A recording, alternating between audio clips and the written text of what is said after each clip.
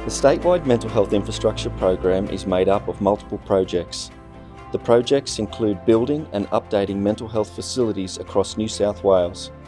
This is one of the many ways mental health care is improving. There are also new ways of working and changes to workforce. But to do this, we need to co-design. Co-design means having all of us at the table, Working together from the very start. so that what we build works, is sustainable and supports everyone in the long term. Co-design is planning, designing and building facilities that meet the needs of the people who use them, not what we think they need. And providing mental health services and facilities that support our community.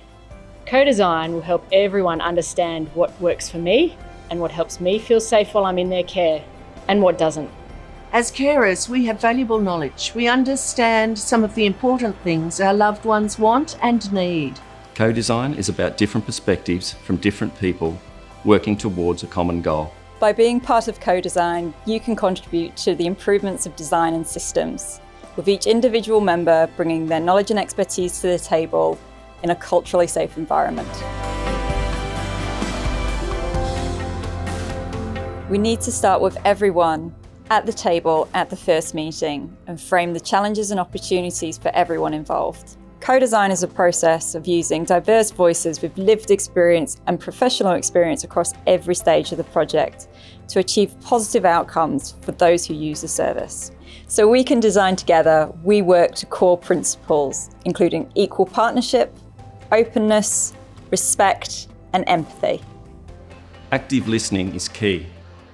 Encourage questions and ensure that you understand what participants need and are trying to say. Remember to allocate enough time. Then you can respond and support those in the co-design team that may not be familiar with technical jargon and processes. Then they can contribute to discussions. These discussions help us understand where the gaps are and what is needed.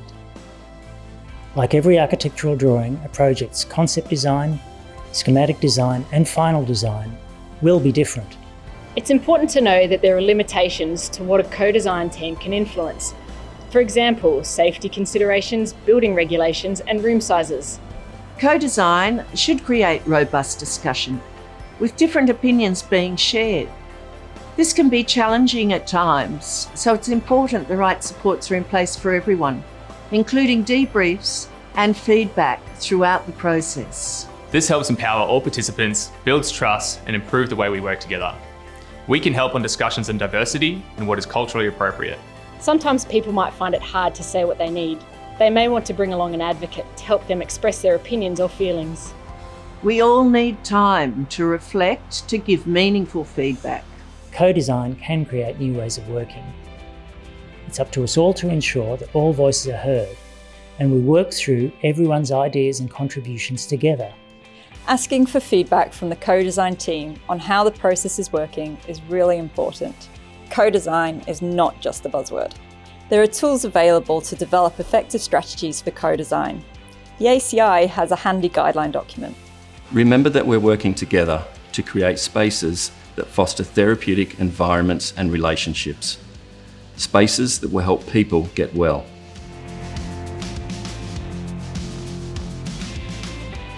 Mental health issues can happen to anyone. I never thought it would happen to me, but it did. Co-design creates a space to be innovative and challenge the way we've done things before, contributing to the reform of mental health facilities. This ensures we get a fit-for-purpose building that meets the needs of everyone.